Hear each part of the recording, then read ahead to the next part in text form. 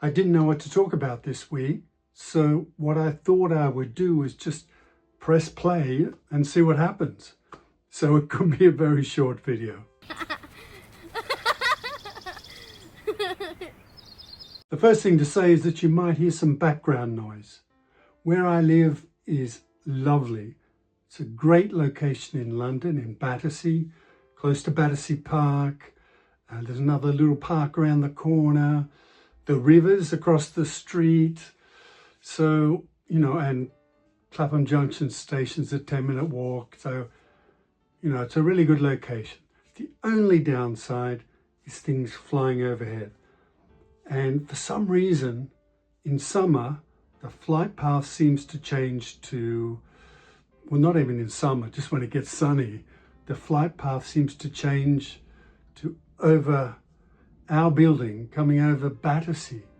And you can probably maybe hear one in the background coming over now.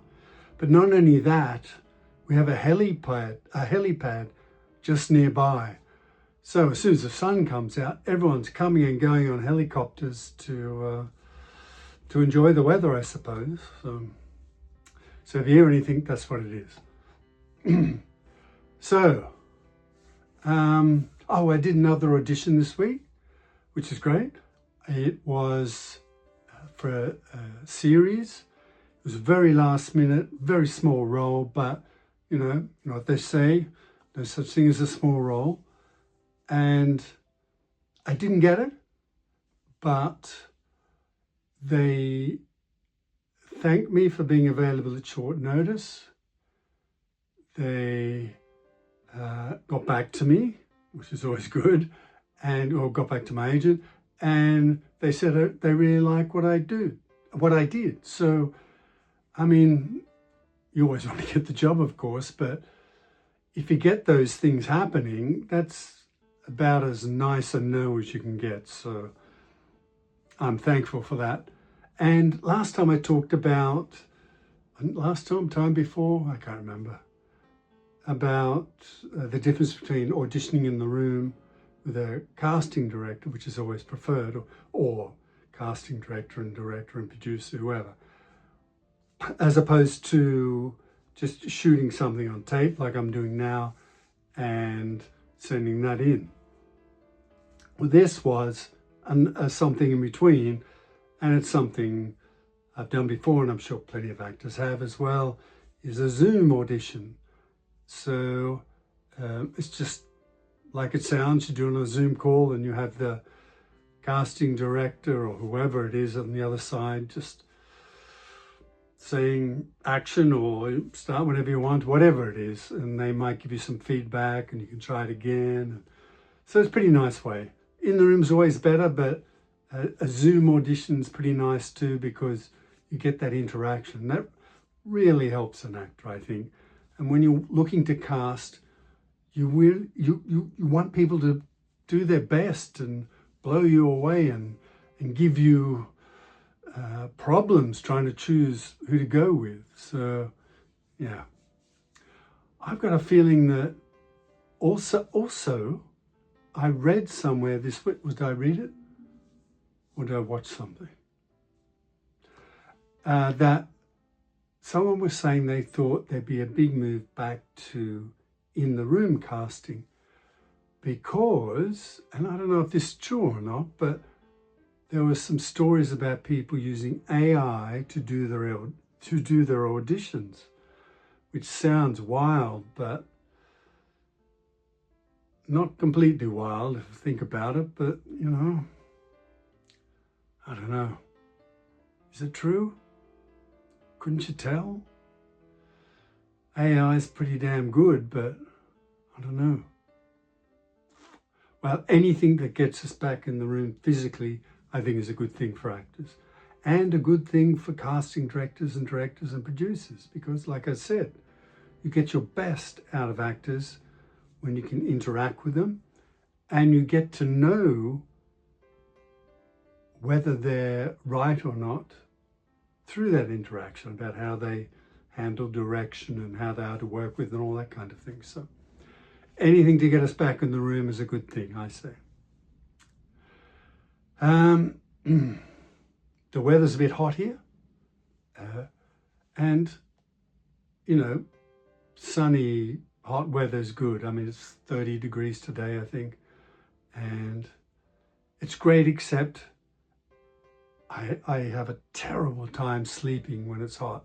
I always have.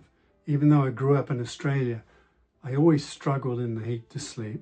I'm not the world's greatest person about getting to sleep in the first place. So, yeah, that's the only part I don't like. But the weather, I mean, everyone just seems happier when it's sunny. And that's can only be a good thing. I'm gonna get rid of all this and all this and all this and get back to my very small beard. I'm toying with the idea of being completely clean shaven, but to do that, I would need to get new headshots. I just don't have the brass for that at the moment, so I'll have to stick with the look that is close to my headshots, which in themselves are a few years old. So it's just one of those things. Expenses as an actor, you know. In a perfect world, you would get your headshots changed anytime you change your look. Well, you probably should do that.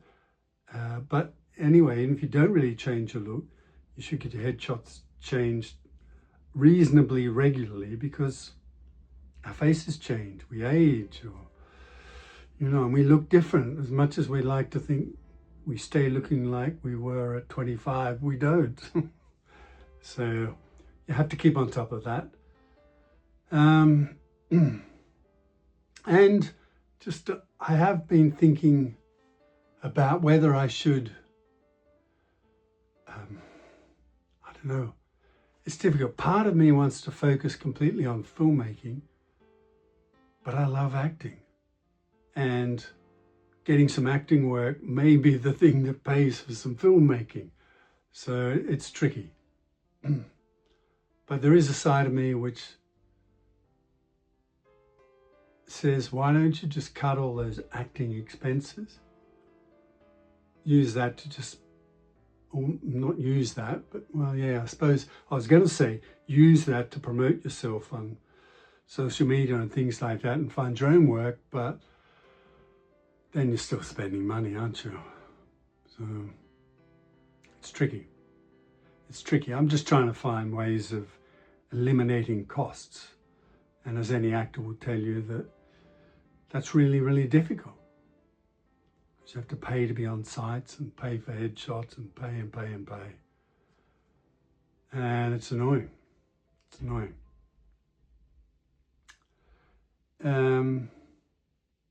I'm thinking about getting someone to, getting some feedback and some input on a script I have, particularly the dialogue, because it was part written by me, part written by someone else.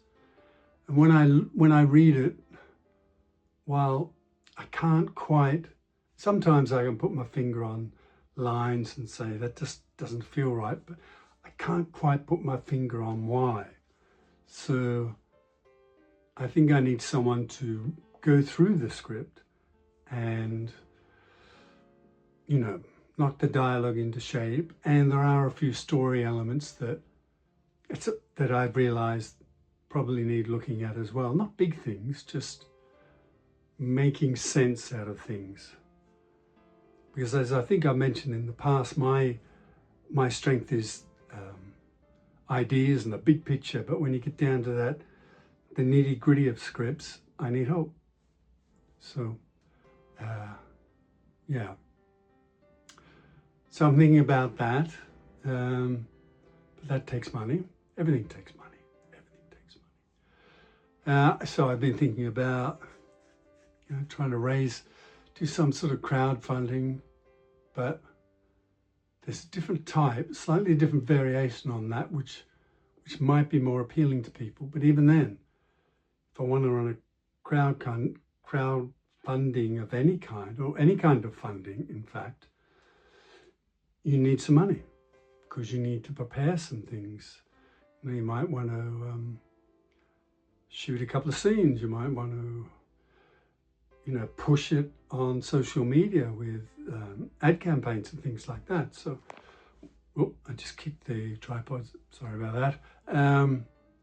You might want to, whatever you do to get some visibility in this saturated social media world, you're going to have to spend some money.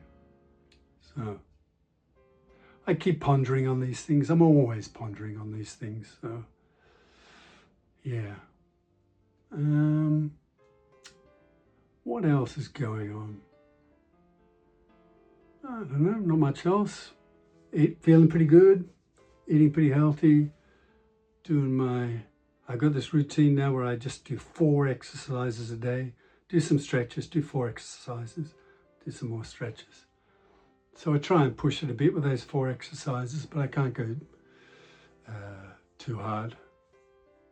So yeah, just trying to keep in shape and healthy.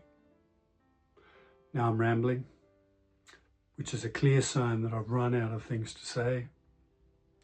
So there you have it. Thanks for watching. You can still watch Kin Spirits for free on Tubi. Get over there and have a look. I hope to see you in the next one.